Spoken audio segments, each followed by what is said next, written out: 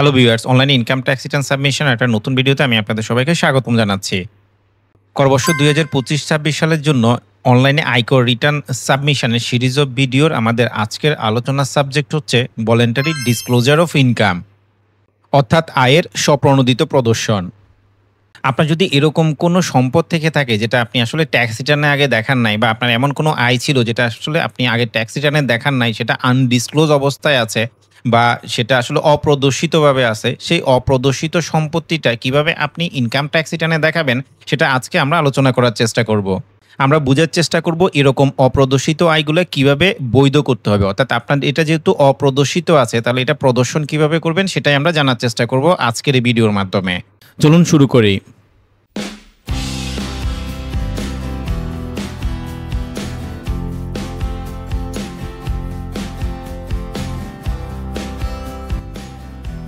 আপনার যদি income tax act, VAT act এবং কাস্টমস অ্যাক্ট সম্পর্কে জানার প্রয়োজন হয় তাহলে আপনি আমার এই ওয়েবসাইটটি ভিজিট করতে পারেন। Income tax act, VAT act এবং কাস্টমস অ্যাক্ট ছাড়াও বিভিন্ন এসআরও, সাধারণ আদেশ, বিশেষ আদেশ, বিধিমালা বা আইনের তফসিলগুলো আমাদের বিভিন্ন সময় প্রয়োজন হয়। এই সবগুলোই আপনি আমার ওয়েবসাইটে পেয়ে যাবেন। ওয়েবসাইটটি ভিজিট করতে আপনি গুগলে গিয়ে সার্চ করতে পারেন সিএ রিপন লিখে, অথবা টাইপ করতে পারেন www.cripon.com। এই ওয়েবসাইটটি আমি নিয়মিতই আপডেট করি এবং এই ২০২৫ সালের জুন মাসে আইনের যে দুটি সংশোধনী এসেছে সেগুলো অলরেডি ওয়েবসাইটে আপডেট করা হয়েছে।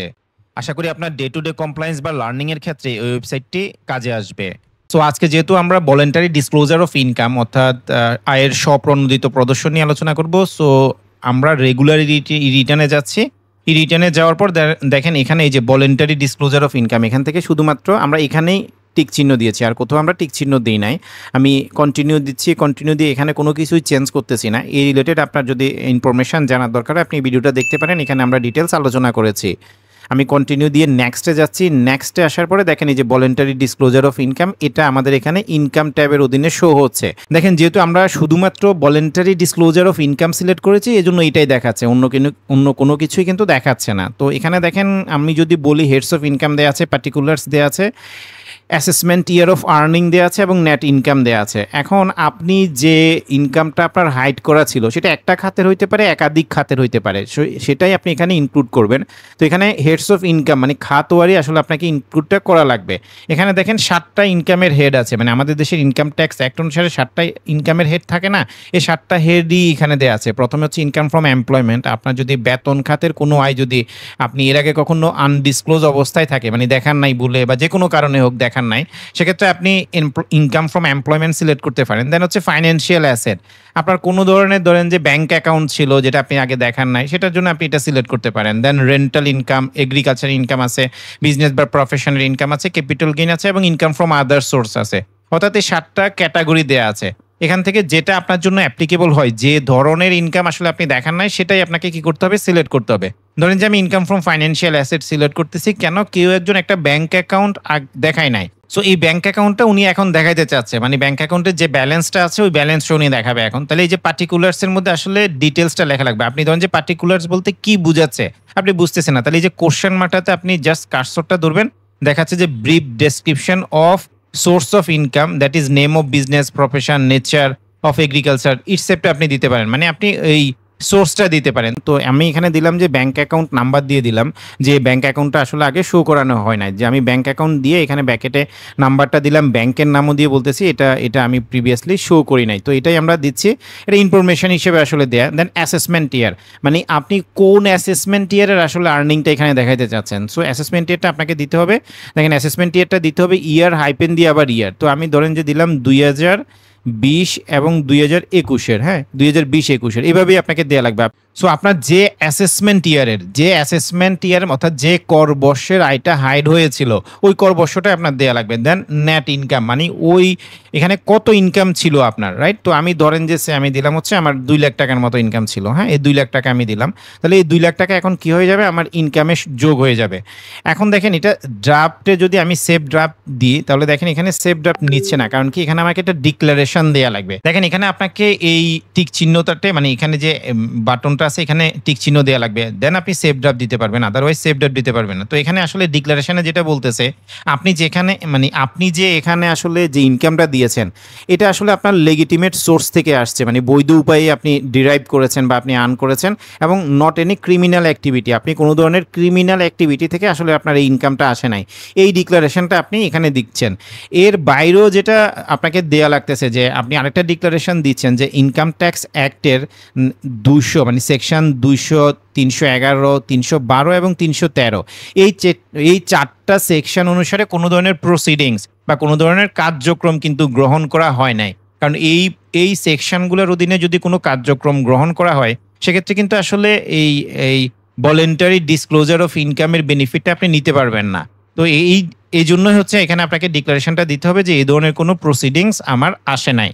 তো এখন দেখেন আমি ইনকামটা চেঞ্জ করে সে 2 লাখের পরিবর্তে আমি 12 লাখ করে দিলাম। হ্যাঁ, 12 লাখ টাকা আমি সেভ ড্রাফট দিলাম, দেন এটা সেভ হয়ে গেছে। সো আমরা ট্যাক্স পেমেন্টে গিয়ে দেখতে পারবো, দেখেন এখানে এই যে 12 লাখ টাকা আসছে, 12 লাখ টাকা কিসে আসছে? Voluntary disclosure of income first schedule অনুসারে, অর্থাৎ ইনকাম ট্যাক্স অ্যাক্টের ফার্স্ট শিডিউলে এটা বলা আছে। সো ফার্স্ট শিডিউল অনুসারে 12 লাখ টাকা আমার ইনকাম হিসেবে আসছে। আমরা অন্য কোনো ইনকাম আসলে এখানে সিলেক্ট করি না, এই জন্য 12 লাখ টাকা আসছে। ধরেন যে অন্য ইনকাম থাকলেও ইনকাম সহই কিন্তু টোটালটা এখানে আসতো। দেখেন এখানে এই 12 লাখ টাকার উপরে ট্যাক্স কিভাবে আসছে? ট্যাক্স হচ্ছে 97,500 টাকা আসছে, অর্থাৎ এই কর বর্ষ বলতে 2025-26 কর বর্ষের যে রেট, যে স্ল্যাব, এই স্ল্যাব অনুসারে এখানে ট্যাক্সটা আসছে। তো আমি যদি আপনাদেরকে দেখাই, সো দেখেন এই বছর যেটা হচ্ছে স্ল্যাব, যেটা 3.5 লাখ টাকার উপরে 0, পরবর্তী 1 লাখ টাকার উপরে 5%, পরবর্তী 4 লাখ টাকার উপরে আপনার 10%, দেন পরবর্তী বলতে আসলে অবশিষ্ট 3.5 লাখ টাকার উপর হচ্ছে 15%। এভাবে 12 লাখ টাকার উপরে আমি যদি স্ল্যাব করি তাহলে 97,500 টাকা আসে। দেখেন এই যে 97,500, এই 97,500 টাকা এখানে আসছে, অর্থাৎ এই বছরের জন্য প্রযোজ্য স্ল্যাব অনুসারে ট্যাক্স চলে আসছে। যদিও আমার ভলেন্টারি ডিসক্লোজার অফ ইনকামটা কবে ছিল? অ্যাসেসমেন্ট ইয়ার 2020-21 ছিল, মানে 20-21 একটা ইনকাম আমার হাইড করা ছিল, যেটা এবছর এসে আমি ডিসক্লোজ করতেছি 12 লাখ টাকার। এটার উপর এই বছরে প্রযোজ্য ট্যাক্সই আমাকে দেয়া লাগতেছে। দেখেন 97,500 টাকা আসছে, ঠিক আছে।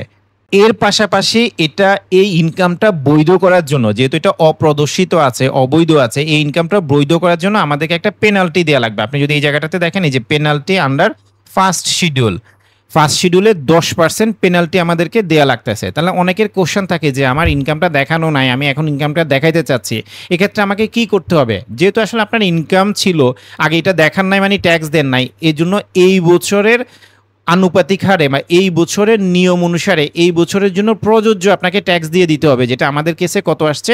97,500 টাকা। প্লাস আপনাকে কি দিতে হবে? পেনাল্টি দেওয়া লাগবে 10% করে। এই হচ্ছে অবৈধ সম্পত্তি বা অবৈধ ইনকাম বৈধ করার এই কর বর্ষ 2025-26 জন্য প্রযোজ্য নিয়ম। এটা হয়তো আগামী বছর চেঞ্জ হইতে পারে বা চেঞ্জ নাও হইতে পারে, সেটা আলাদা ব্যাপার।